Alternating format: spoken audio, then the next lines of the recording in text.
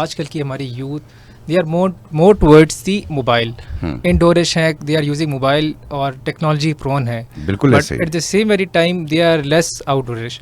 तो मेरा उनसे यही एक एडवाइस है कि okay they have to keep the उसमें balance, they have to maintain the balance.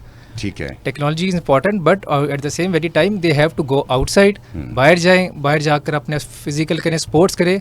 They have to improve their agility and they have to work on their mind body coordination. जहाँ पर इनकी जिस फिजिकल फिटनेस ठीक होगी, ये individual obstacles को negotiate करना बहुत आसान हो जाएगा, because since it is made keeping in view the average build capacity, जो एक नॉर्मल बंदा होता है उसकी जो फिजिकल लिमिटेशंस होती हैं उसको मद्देनज़र रखते हुए ये तमाम ऑब्स्टिकल्स बनाए गए हैं।